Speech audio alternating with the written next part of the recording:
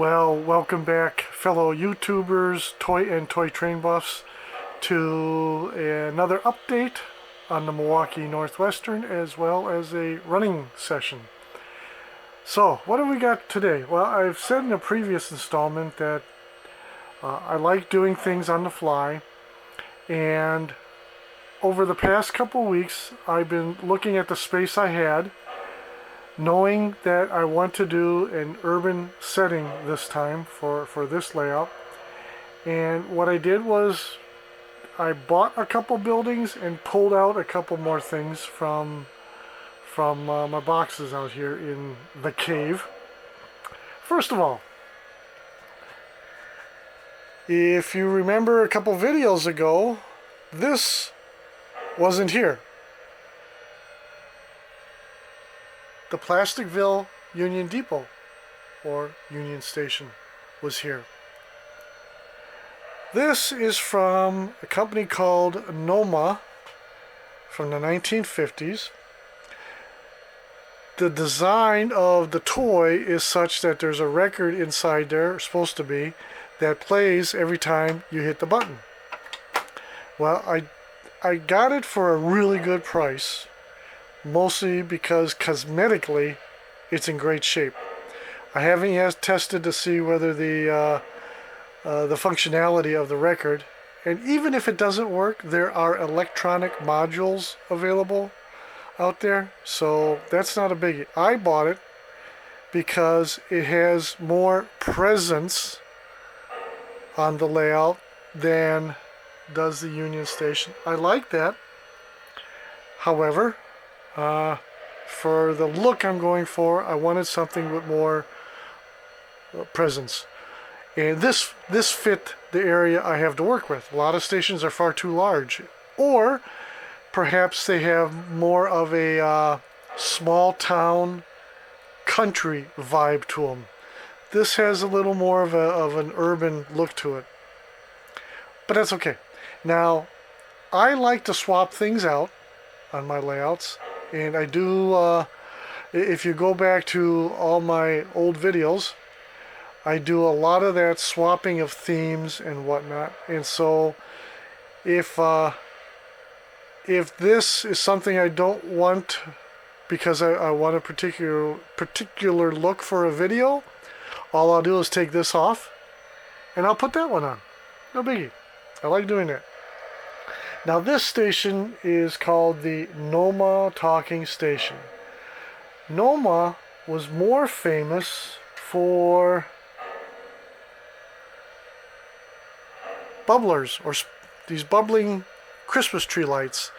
This is pretty much the only more or less intact light that I have from my family in the 50s. I remember these being in our trees back in the 1950s, but it's falling apart. All the other bulbs and all the other, I should say, these plastic bases have totally crumbled to dust. This one is more or less, well, it's there. We'll say that. But the Noma company was more famous for these. They didn't have a huge line of toys, and for us railroaders, this is the one we remember right here. Okay, that's that. Then my original plans were to put like these K-line skyscrapers in here, and I thought, well, I want to do an homage to Milwaukee. Now, my very first job was at the Town Theater on 3rd and Wisconsin in Milwaukee. And just about 3 blocks up from my theater was the Palace Theater. Alright? This is a Walthers built-up kit, or built-up building. And Walthers is based in Milwaukee. So I'm kind of wondering, did they do an homage to the Palace on, where was it? between 5th and 6th and Wisconsin, or what. But anyway, this is another homage to the hometown, and it fits in this space. That was the other thing. A lot of the theater designs out there just didn't work for me. And of course, this has roots to the hometown. This building, I don't know if I'm going to keep. I like the fire scene. This is from an MPC, Multiple Toy Makers playset. This is just a cardboard, see that? Cardboard building. But I like the drama of like a big city fire, and then I could put fire engines and stuff. I just don't know where it's going to end up yet.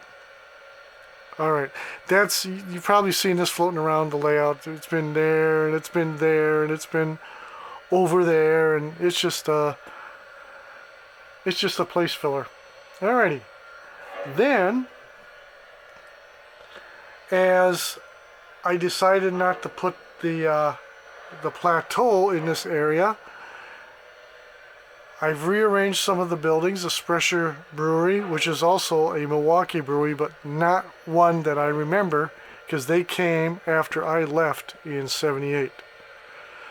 I lived closer to Miller, actually, and I would have preferred that Menards had provided stickers for multiple breweries, but it is what it is. Then, of course, I've had this now for about a year or so, and when I got it, I go, oh man, it's kind of a big building. So I pulled it out, and actually I think it'll work fine here. Yeah. Trouble is, I'm going to make repairs to it. Menards, for those who don't know, their buildings are cost effective because, quite frankly, they're cheap. They're built cheaply. Lots of wood and cardboard and paper. And just handling that, several pieces have broken off. Actually, handling all my Menards buildings, pieces have just, fallen off. So, okay, if I can at least get it back into cosmetically good shape, then I'll be happy. But I think this is a good place for it. Then, now that I got all these buildings, where are the roads going to go? This street material you see here is nice as a, how can I say it? As a filler, as a stopgap measure. It's very narrow. Look at these two cars together. They just barely fit. And don't even think about putting two trucks together side by side. That won't happen. So but it's a good planning tool to put these down and say, okay, this is where my roads are going to go. So when I was looking at the Chicago,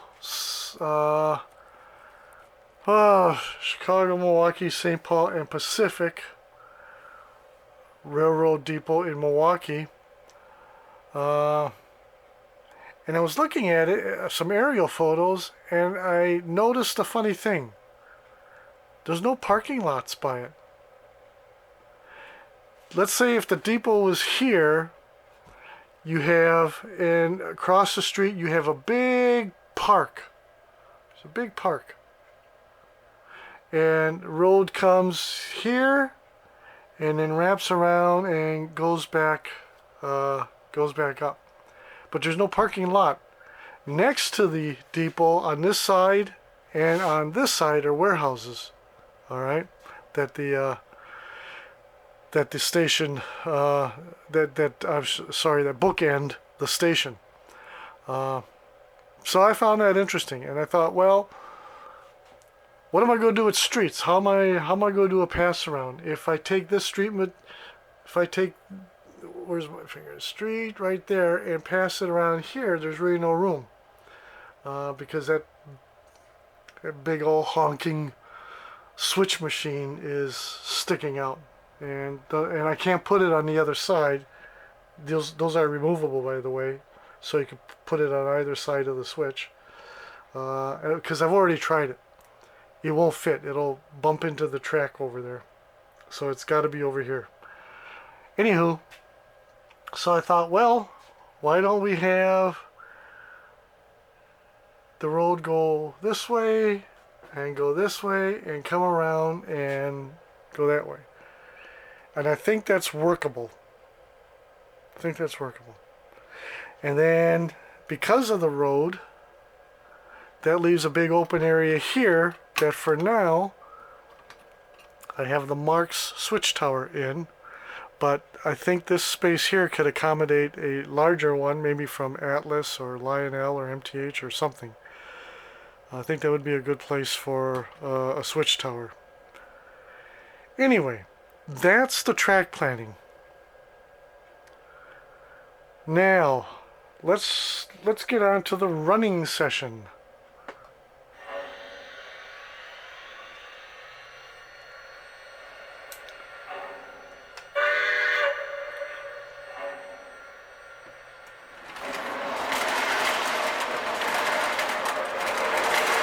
This is going to be actually another small update. Or, you know what? I'm thinking this thing has been smoking, and now it kind of looks like it's running dry. So a couple.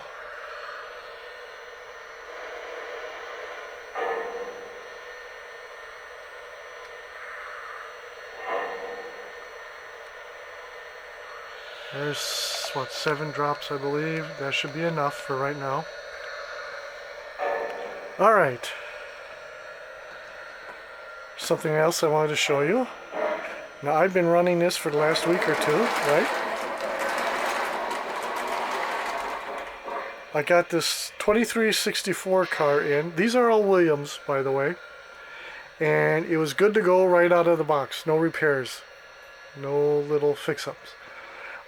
Again, I believe Williams only made these 5 cars.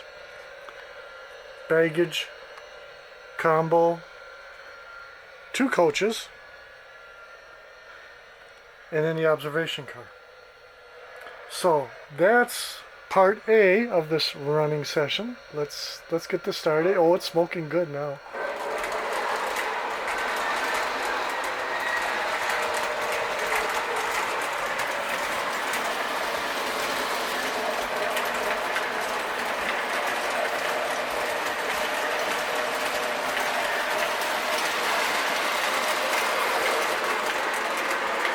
Okay, earlier this year, kind of loud. Earlier this year, I was playing with my circus trains on the smaller edge of town layout. That's when I couldn't stand in this area because of all the boxes. And I was lamenting that I couldn't find one of my Lionel Christmas trains. Well, I found it. You know where it was? Underneath the edge of town layout. Oh boy. Anyway, this was a Sears set from approximately, what was it, 1989. And, you know, 242 Columbia engine. Nice tender with Circus Train graphics. Gondola with 2 canisters of elephant food. They're operating horse stock car, labeled for circus animals, and a welcome to the show caboose. I've started pulling out my circus stuff again because, let me show you something. I have a bunch of flat cars that were flat. They had no way of holding wagons on them or any kind of loads. The wagons would just slip off while the train was running. So the last couple days I've just been modifying my flats by adding chocks to them, available from circuscitydecals.com. And so that's what I've been doing. I wanna set up a longer circus train than I was able to on that little edge of town layout. And I think the circus is a nice Labor Day treat. So this is what I have for right now, though. Let's just run trains.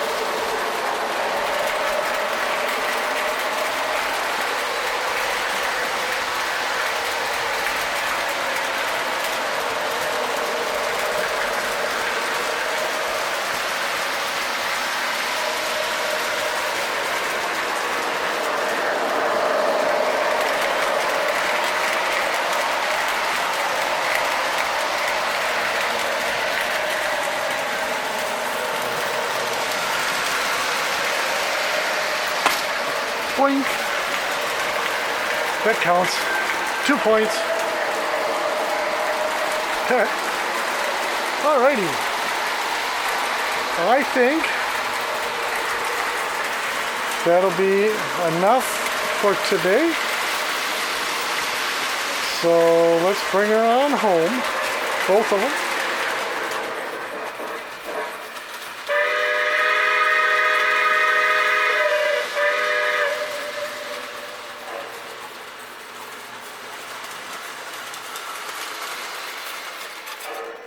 And there we have it, ladies and germs, boys and squirrels. We got it. Another running session in out here in the cave on the Milwaukee Northwestern. So, before we go, I want to give a big shout out and thanks to all my new subscribers. Much appreciated. As you may notice, if you go backwards in time to previous videos, I am actively trying to work on 2 different layouts.